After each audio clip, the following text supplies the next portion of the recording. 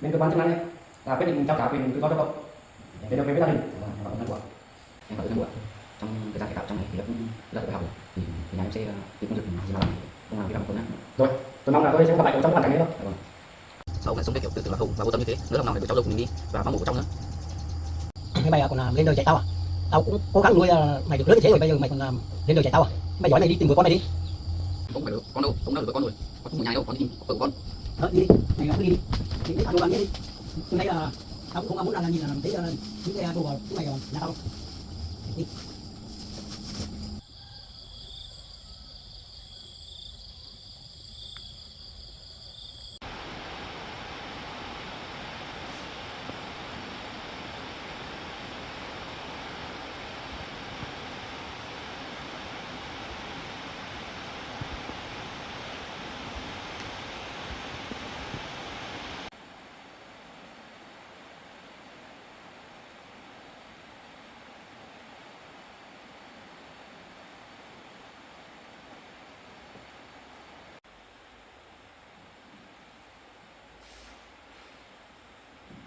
Sáng nay họp giao ban thì cấp trên có giao nhiệm vụ cho mình là khép lại vụ án của Nguyễn Thanh Phong và trao trả. Giờ mình cũng đã hoàn thành xong hồ sơ của đối tượng rồi.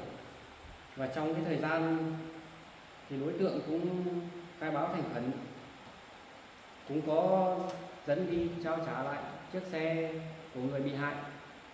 Thì thôi, bây giờ chắc mình phải xuống. Thôi, bây giờ chắc mình cũng xuống gọi phạm nhân lên để trao quyền tự do công dân cho phạm nhân.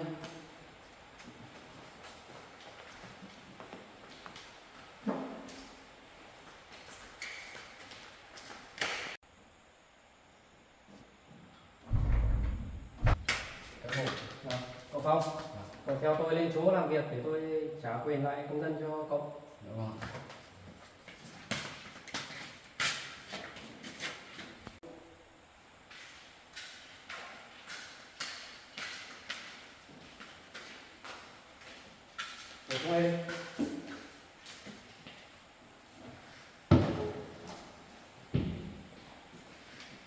Này cậu Phong, trong thời gian cậu tạm giam ở đấy, cậu đã thành khẩn khai báo và quan trọng nhất là cái chỗ xe máy ấy, cậu đã hợp tác với cơ quan chức năng, cậu đã dẫn chúng tôi đi chuộc lại chiếc xe máy và trao trả cho bên gia đình bị mất đấy. Và cũng may cho cậu là bên gia đình đấy thì người ta cũng không kiện cáo gì. Bị hại ấy, người ta không kiện cáo gì cậu. Cho nên ấy, bên cơ quan chức năng ấy là quyết định trao trả quyền tự do cho cậu để được về với gia đình. Tôi bây giờ còn một số vấn đề muốn nói với cậu này.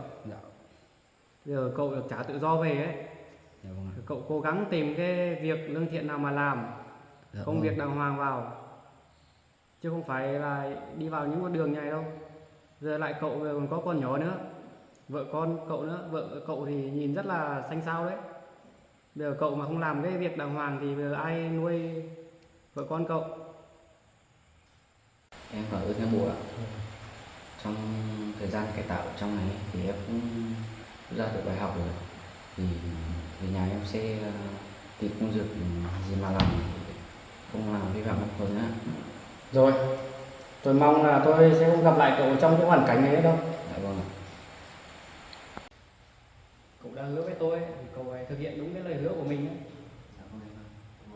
Rồi, giờ cậu theo tôi xuống thu dọn quần áo đấy, rồi đưa cậu ra ngoài.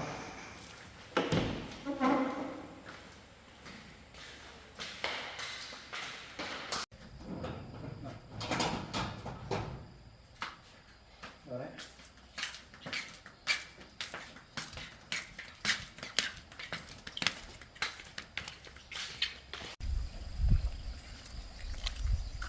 Này, Dạ.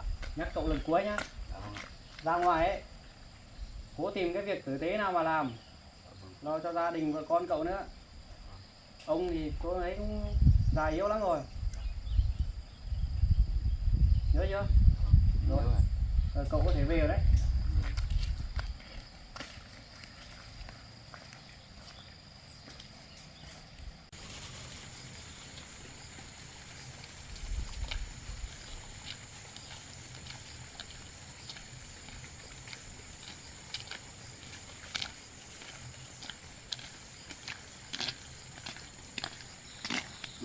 Mình vui quá, cuối cùng đã được về nhà để chăm sóc ông và vợ con mình. Chắc ông và vợ mình cũng mong ngóng mình về nhà lắm.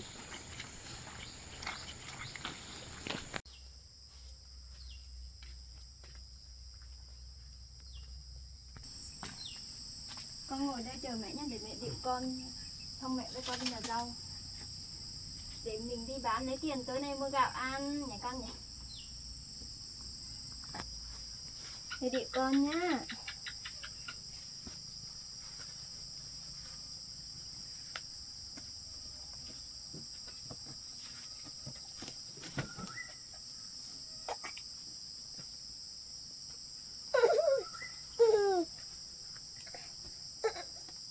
Để mẹ tống con nào.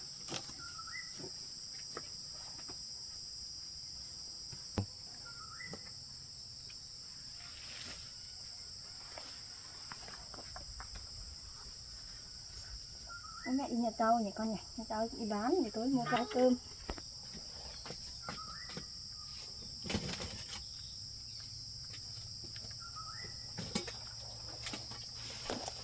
Đấy, mẹ đi nhà rau đi bán nhỉ con nhỉ.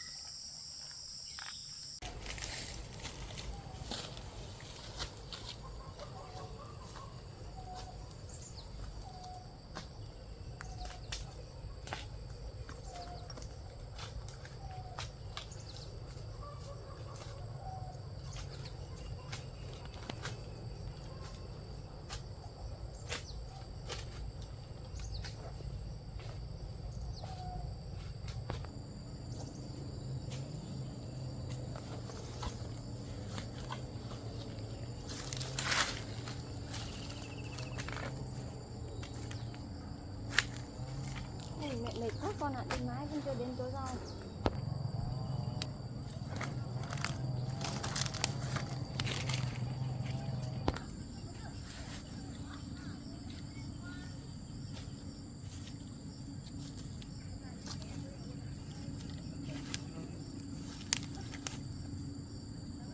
Chắc mình phải sang chỗ bên kia nhà rau rồi con ạ.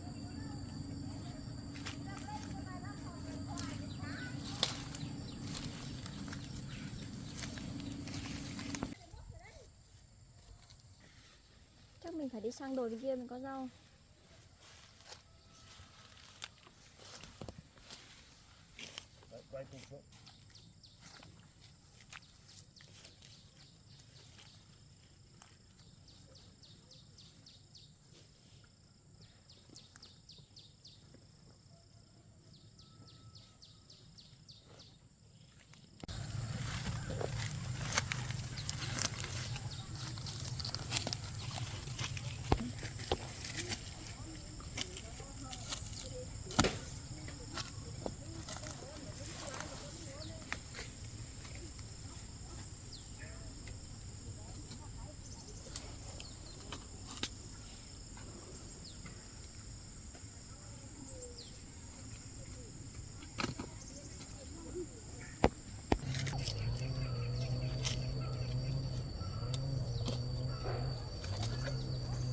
Mình thấy bãi rau ở đây rất là nhà bể ghế này thôi.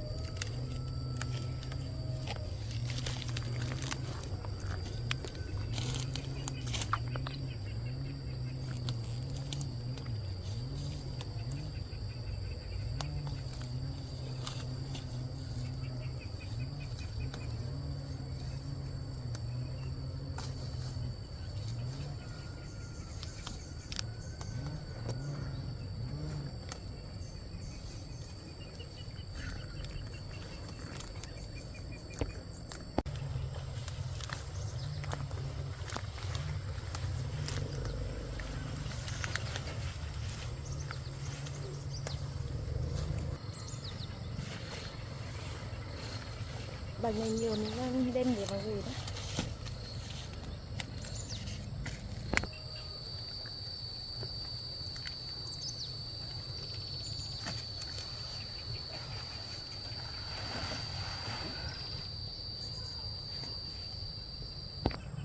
chắc mình tụt cùi xuống dưới để đi nhặt tiếp mới được.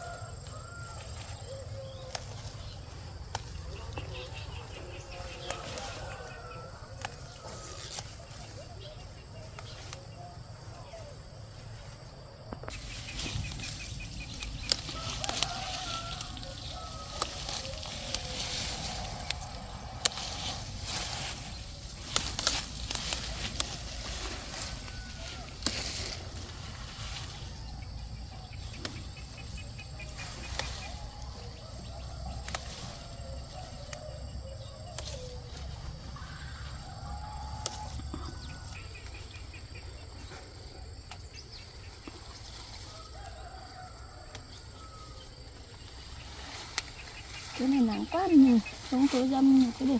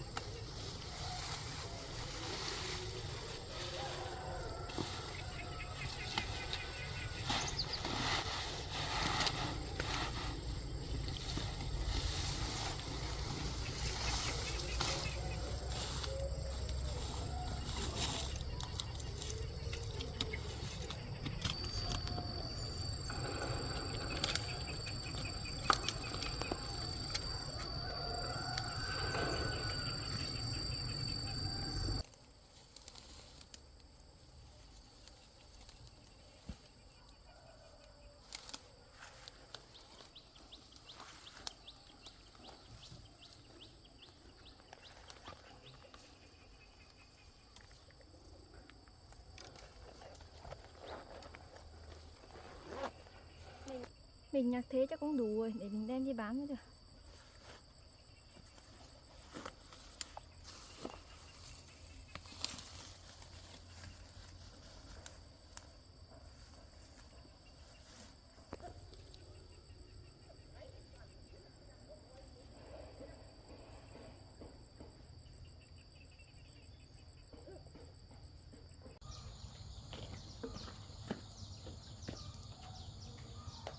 Ông ơi, con được về rồi. Ơi, anh được về rồi.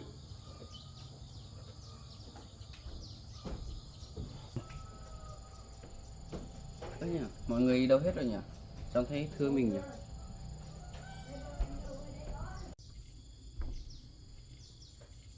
Vợ con mình đi đâu rồi nhỉ? Sao không thấy nhỉ? À đi làm rồi nhỉ?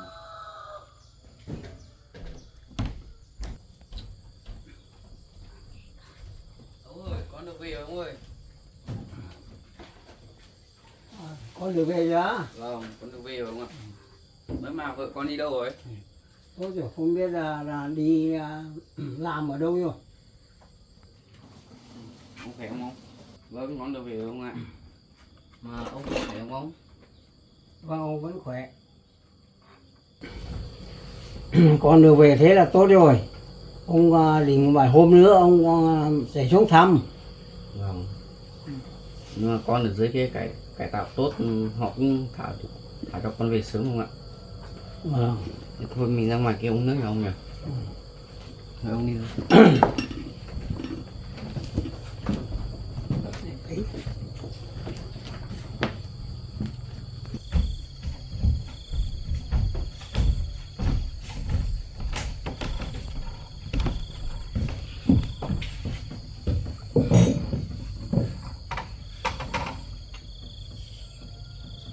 Nó uống nước không này?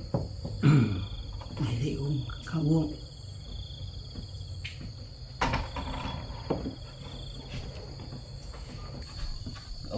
Con thấy ông khỏe là con vui rồi.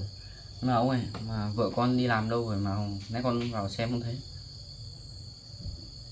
Chuyện là thế này con ạ. Thì từ khi con bị giam giữ thì vợ con cũng ở nhà cũng đi chợ búa để kiếm đồng tiền để về mua cho thức ăn cho con ăn. Nó bảo nó có thai với cháu nhưng mà ông không tin. Trong thời gian cháu bị bắt giữ đấy, thì cháu có được về nhà đâu, thì bảo có thai với cháu thì ông không chấp nhận. Thời gian con ở trong kia ấy thì vợ con cũng đến thăm, cũng báo tin này cho con biết được không ạ?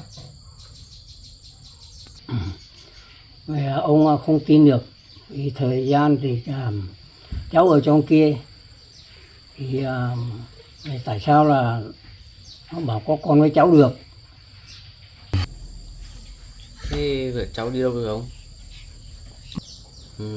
Em đợi vợ con đi làm về rồi con kể hết mọi chuyện cái thai cho ông nghe. Cháu không phải kể đâu. Thì xưa nay nhà mình sống rất có nề nếp, mà bây giờ bảo có thai như thế này thì ông không tin được. Chuyện đấy thì ông không thể chấp nhận được, thì cho nên thì ông đuổi hai mẹ con nó ra khỏi nhà từ lâu rồi. Sao ông lại đối xử với vợ con như thế? Vợ con còn con nhỏ nữa, bụng thì đang mang thai con của con nữa. Họ đi đâu mà biết nương tựa đâu được. Ông đuổi vợ con đi như thế, vợ con biết nương tựa vào ai mà sống, biết đi làm ở đâu mà nuôi con của con được.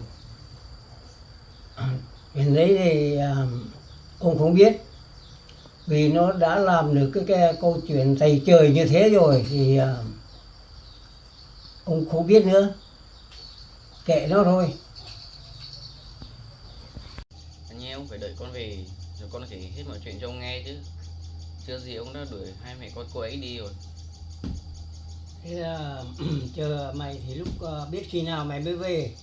Thế càng ngày thì cái thai trong bụng nó càng to lên, thì để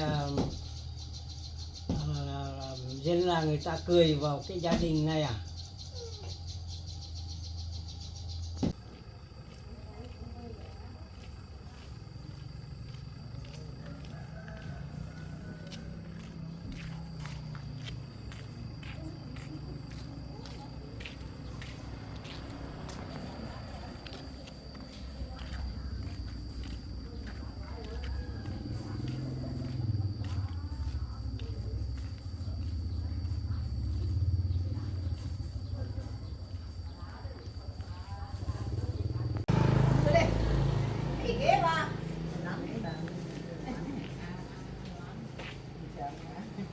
Các bà các bác lại mua rau hộ cháu đấy ạ. Bác rau gì đấy cháu? Dạ cho bác nước thánh ạ.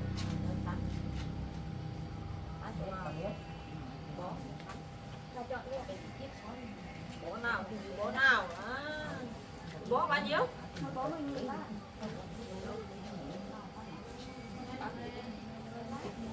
Cái này nhìn non đấy nhỉ, ngon đấy nhỉ. Đấy thì luộc chấm mẻ ăn thôi. Rau gì đấy? Rau thánh ạ. Bao nhiêu tiền một bó anh đó? Không nhớ bác ạ.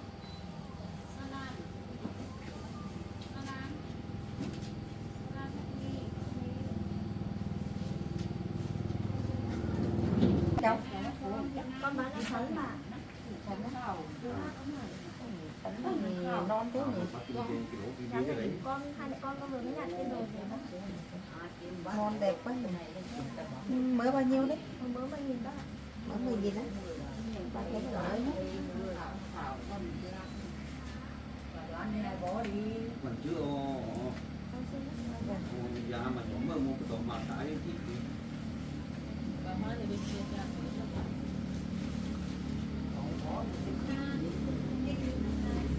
Bó bao nhiêu đấy? Một bó 10.000 bác ạ.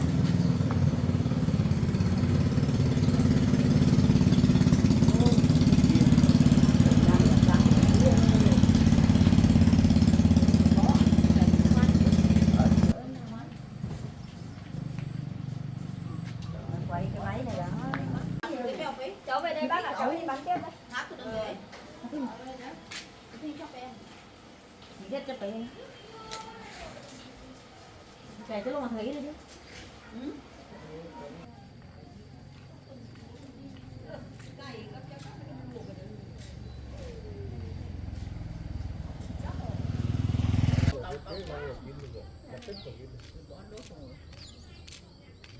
Nãy đổ bà mới để khí hoàng có cả nôm hùm. Đổ bà mới để luôn, bố kéo quýt.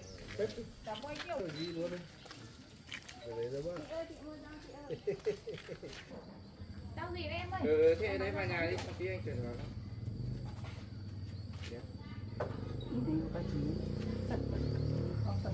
Ơi, đưa cho 200 để con đi ăn. Có em nhỉ? Mới hái không hả em? Em vừa hái xong rồi. Rồi thế để gì lại hết. Đã hùng khẩu trong đã. Chị Quý đấy. Lại em. Em mấy tuổi rồi em? Em bé. Ôi, yêu thế. Ôi trời ơi, yêu thế cả con cười á. Ôi trời ơi. Mấy? Con trai con gái đấy em? Con gái chị ạ. À, thế à? Yêu thế nhỉ? Con gái. Đã kinh cái này chứ. Em lấy mấy con? Bán cho mấy con đấy. Em lấy mấy con? Chỗ nó kèm bông thuốc. 2 cân em ạ. Quả đang đắt được chuột nước mà. Em hết 24.000. Mà nhá ấy mà. Em hết 24.000 này. Hả? Một tiền đang nó đắt lên bị chuột nước bà. Chết. Cái lồng mà nó thế là bà. Đây cho chị đi về nhá. Chết rồi.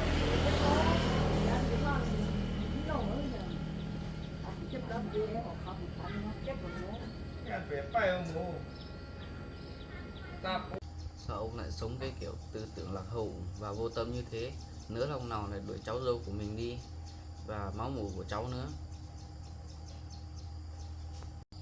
Thế mày còn lên đời dạy tao à? Tao cũng cố gắng nuôi mày được lớn như thế rồi, bây giờ mày còn lên đời dạy tao à? Mày giỏi mày đi tìm vợ con mày đi. Ông không phải đuổi vợ con đâu, ông cũng đã đuổi vợ con rồi. Con cũng ở nhà này đâu, con đi tìm vợ của con. Đi đi, mày cứ đi. Lấy cả đồ vàng đi hết đi. Từ nay đấy, mày đi. Lấy cả cái đồ này đi hết đấy, tao không muốn nhìn thấy những cái này nữa. Đây, đồ này lấy đi. Đi hết đi. Ông không phải đuổi, con tự đi tìm. Đi. Mày đi. Ông không phải đuổi. Từ Con đây tự đi, đi. mày đi, đừng có quay về cái nhà này nữa nhá. Mày đi. Mày đi. Nhớ đừng quay về cái căn nhà này nữa nhá.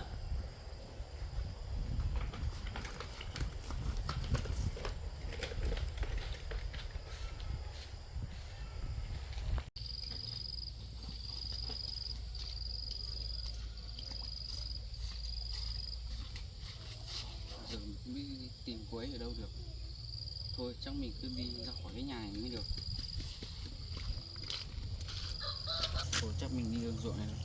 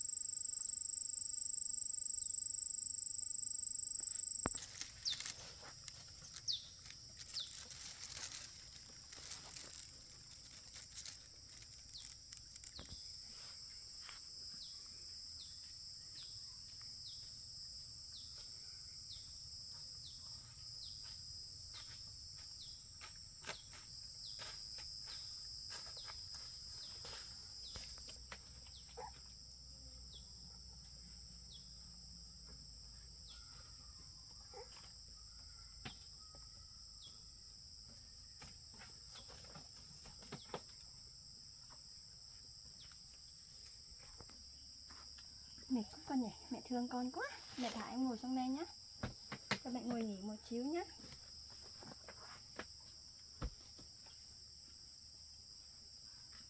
Mẹ lấy sữa con uống nhá.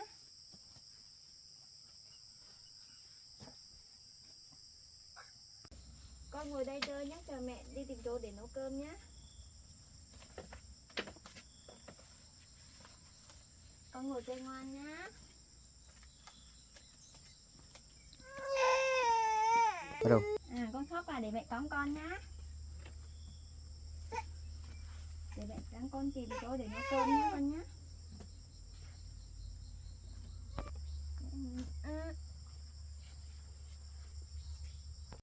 Mẹ cõng em lên nhá, cõng em lên nhá.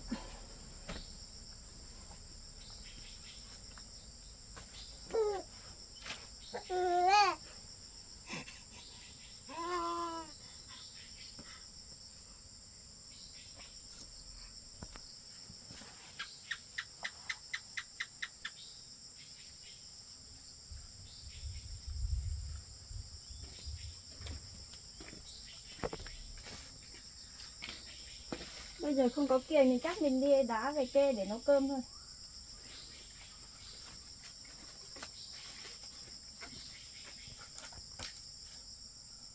Chắc mình nhặt đá đây đi kê để chỗ nấu cơm thôi.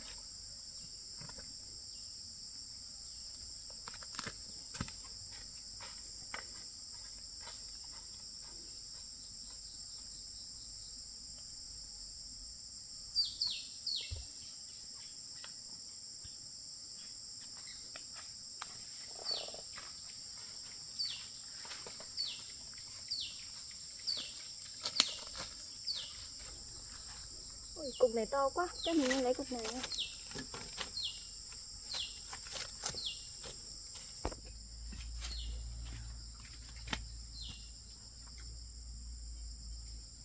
Mình lấy cục về nhóm bếp mới được.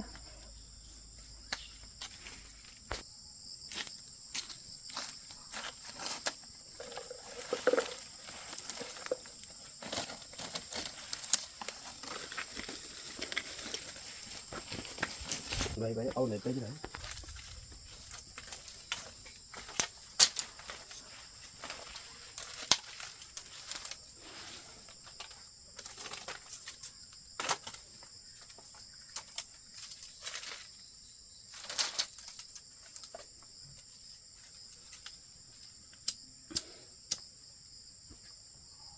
Ngoan ngoan mẹ thương con nhá. Để mẹ nhóm bếp nấu cơm nhá. Mẹ nấu bếp nấu ăn nhá, ăn tối nhá.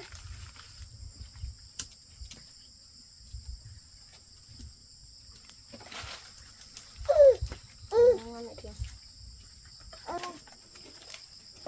Thế mẹ nhóm bếp nấu cơm nhá con nhá.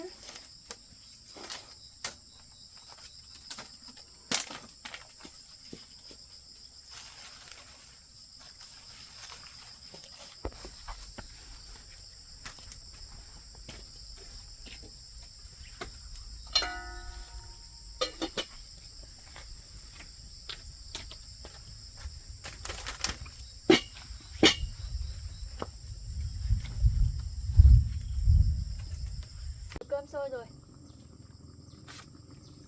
Để mình lấy muôi tạo ổn nồi cơm mới được.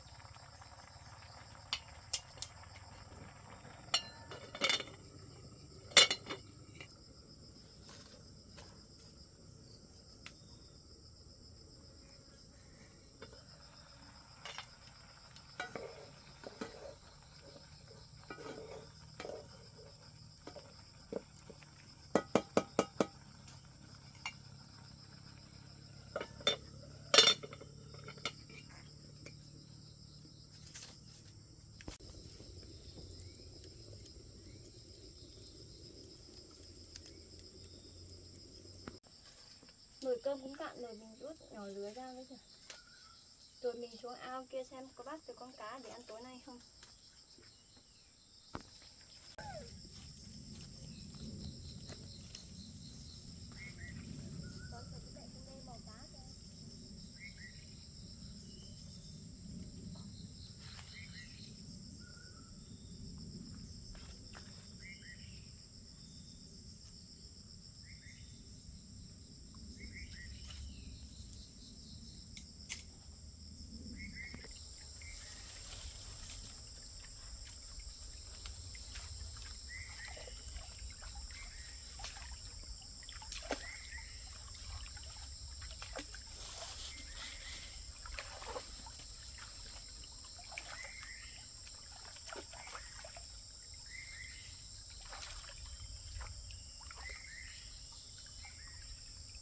này có cá đấy con ạ.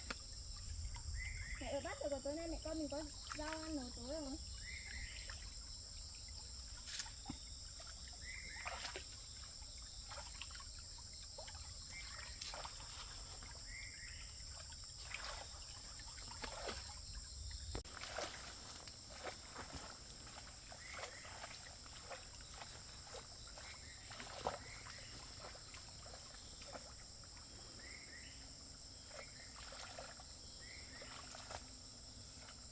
Ui, mẹ lừa bắt được một con rồi con ơi. To quá, cá này, to.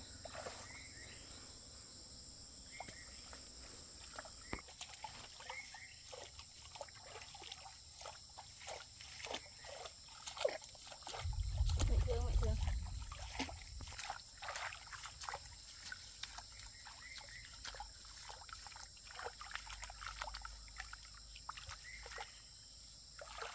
Ui, mẹ bắt được một con rồi con ơi.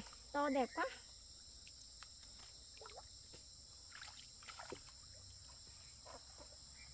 Để mình ra ngoài này xem, chắc là khéo có cá to ấy.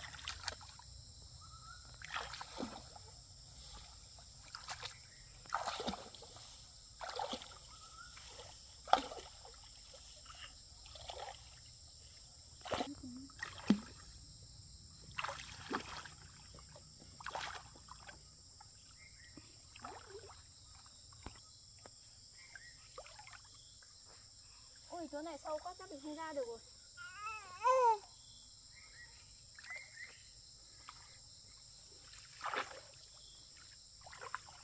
Thôi mình lấy bằng này thôi, chắc hai mẹ con mình không ăn được nhiều đâu.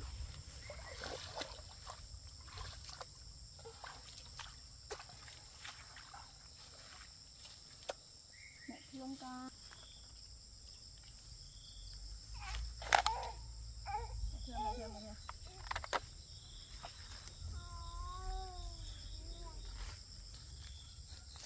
Ui, cá to đẹp thế. Mình cảm ơn bác Hoa quá. May bác cho bác có ao ngay lều đây. Hai mẹ con mình mới có rau ăn. Mình lấy cá đi mổ nữa.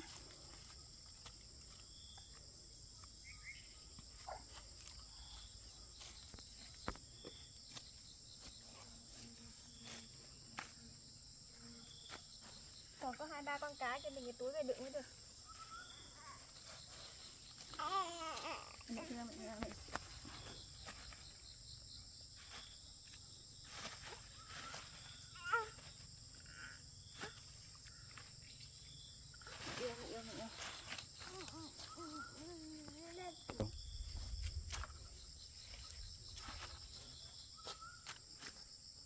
Thôi mình lấy cá đi mổ đó, chắc cá này chỉ để nướng ăn. Ôi, nồi cơm cũng chín rồi, mình bắt xuống mình nướng cá để ăn thôi.